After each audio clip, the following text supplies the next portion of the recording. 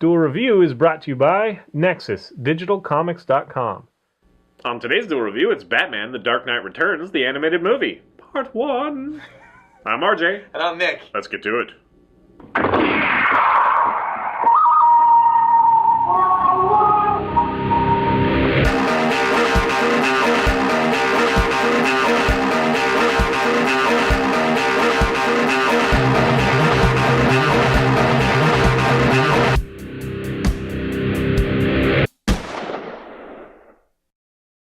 Hey everybody, welcome to Wednesday the 3rd of October. We are doing Batman: The Dark Knight Returns, Part 1. That's right. Here you go. Thank you. This kind of snuck by me. We remember seeing a theatrical trailer for it. Right. I think it was on the last Batman one we got, or it was probably on Superman versus the Elite. Oh yeah, I think so. Anyway, so it was like, oh, hey, cool. But I then since forgot about it. But we were in Best Buy, and there it was. And I was like, holy crap, it's out already. So we picked it up. And we have reviewed Frank Miller's Dark Knight Return, which this is based off of. I mean, it's very, very loyal to it. There are a few things they altered a little bit. Right. But we were kind of divided on the comic. I enjoy it more than you, but I still don't like it as much as most people, just because it's so news report heavy. Like, that's really, a lot of the panels are just a news report. Right. And I don't really enjoy that. I had a problem because it was dry. I'm sorry, what were we saying? I thought you had a problem with the art. I did have a problem with the art. The art, the dryness of it, and the simple fact that future Batman, Frank Miller's Batman, doesn't really fit my projection of it was future done. Batman. Well, it was also done before some of the other story was written. Right. Like when you were watching that, it's like, well, they kind of changed some things. It's like, well, actually, this was written before when that. This was done. Yeah, because it's kind of weird. Universe. Yeah, it was written, well before, and that was part of what really made it a big thing. Now, in the Batman, The Dark Knight Returns, he is basically retired. He and Commissioner Gordon is right on the cusp of getting replaced. He's basically, retiring as well. And Batman, he just decides, he gets kind of like a premonition, and the mutants are the ones, they're the gang that is kind of taking over Joker's place. They're kind of promoting chaos a little bit. And are they, I know that not all of them are, but are they mutants? No, I don't. I think that's just what they call themselves. Right, because mutants never really fit in the DC universe, with the exception of whatever Static X was.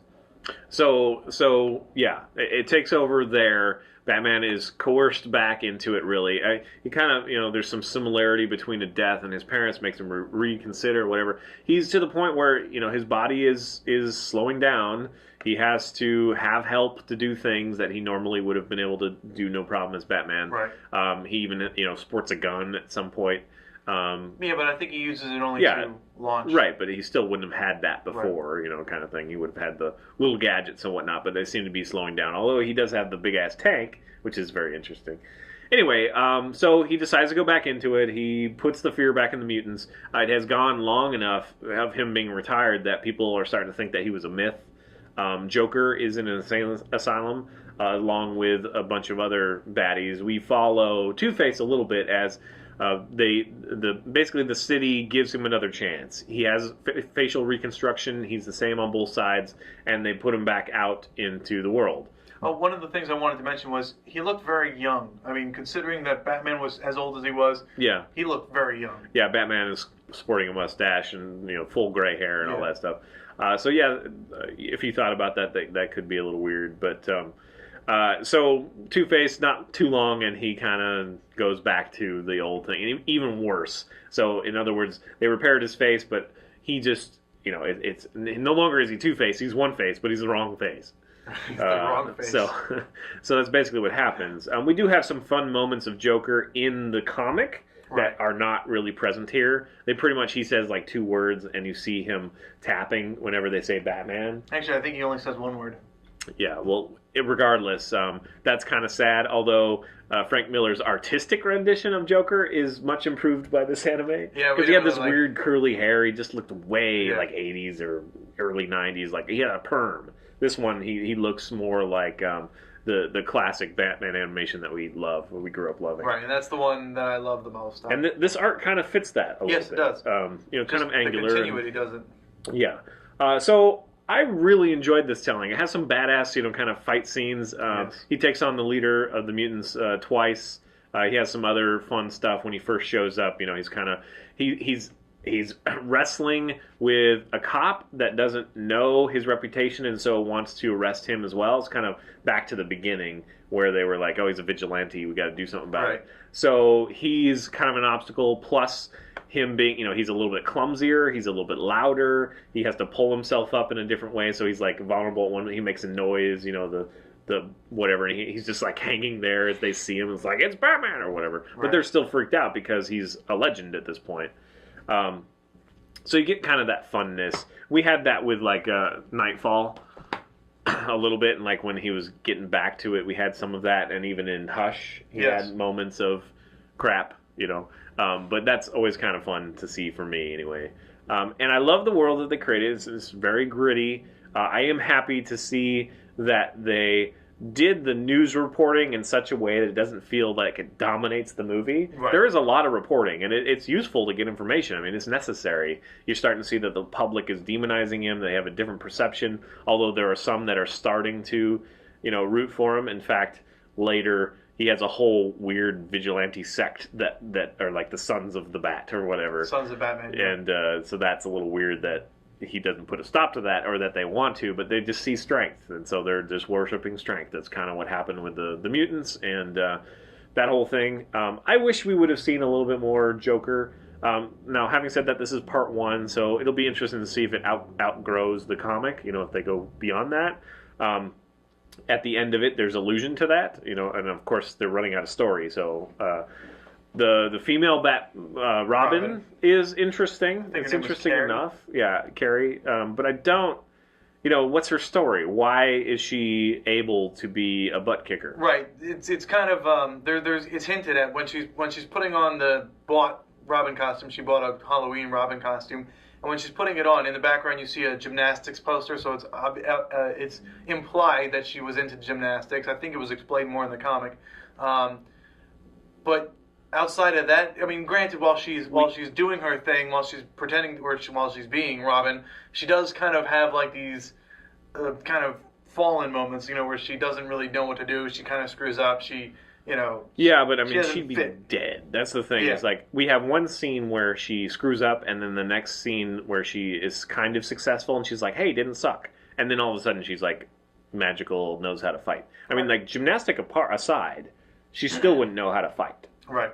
So, and then there was that scene in the junkyard the first time that she met Batman, and But it is interesting, and you know more about Robin. I'd never cared for that character, but the whole thing with Todd and Jason Todd and whatever, it's catching up to Batman, and he's kind of seeing it as a second chance, and Alfred's like, be careful. It's just this girl, she's right, whatever.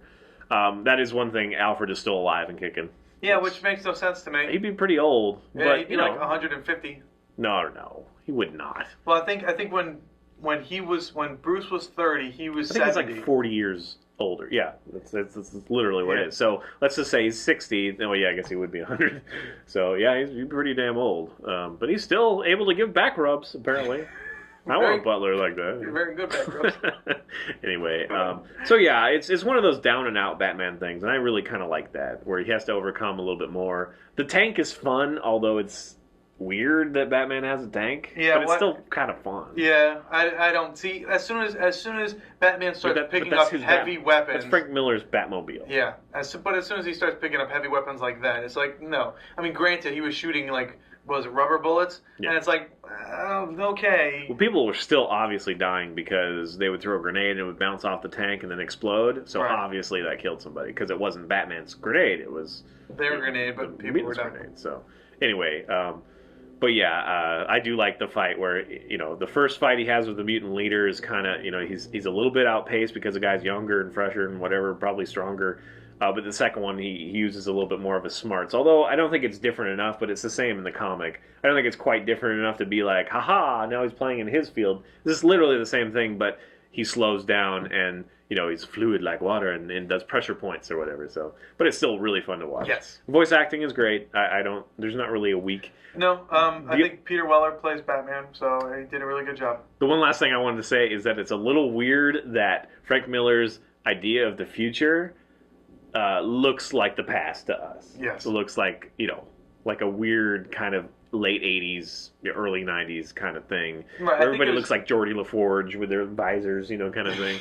And, I think it was supposed to be like a punk future, alternative and future. the way they talk is definitely not futuristic. Although, who knows what the future's going to hold. But right now, it's like, calling each other spud. Like, I think I think that was smart. I think he found a word that he thought would be derogatory if used in the future. You know what I mean? Like, right. He made his own colloquialism. That's fun, but we're not. We went a different way in the future, so that's kind of fun. Right. Like high elbow pads and like bright neon colors and stuff like that. It just did. Oh, it's coming back. Pointy metal nipples. Oh yes, those pointy metal nipples. Crazy nipples. Watch out for the nipples; they'll poke your eyes out. Dude, man. All right, well that's it. Batman: The Dark Knight Returns, Part 1. Yeah. Again, I wasn't a really big fan of the comic, but I really liked this movie. This was really fun. Yeah, really enjoyable. Probably one of my favorite. I would say the Red Hood is a close second, but I think this might be my favorite. I don't know. I love the animation the most, the series.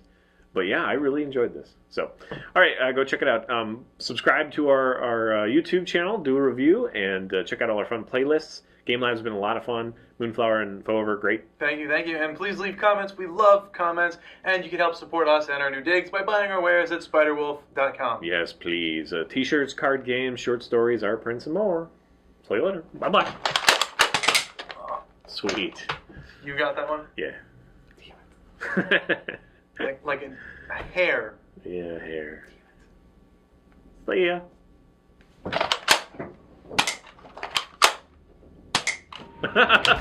Jeez. I thought I was going to get all of it. Coming up, it's the anime Band Bread.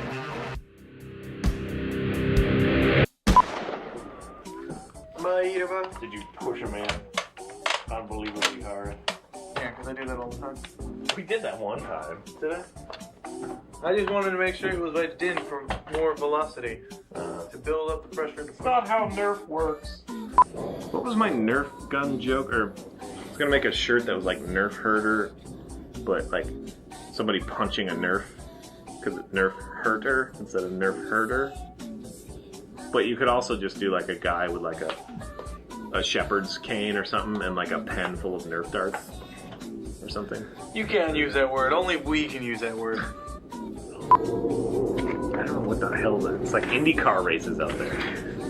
Really? Because I'm totally picturing like a giant mechanical Tyrannosaurus outside of our window. That's what I'm seeing. Hell, are we being attacked by drill bots? Drill bots! Do you want to wait for that noise to go away? It's crazy. I don't know what it is. You should look out the window. I'm gonna check to see if we're being attacked by aliens. It's gonna be one of those found footage things. Oh, there's like a giant motorcycle. Oh, a gang. There's a motorcycle gang of crotch rockets. Those don't sound like Harleys. It's a crotch rocket motorcycle gang. That's funny. Are they all chicks? No. Then it's extra funny. Crotch rockets, really. Vroom, vroom, vroom. I don't understand it. I don't understand it. It's like it goes fast, but it sounds like that.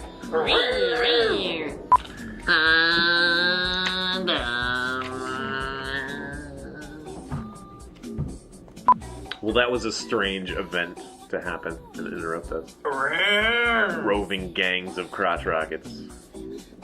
On today's Duel review, it's Batman: The Dark Knight Returns, the movie. I'm RJ. And I'm Nick. Let's get to it. One more time.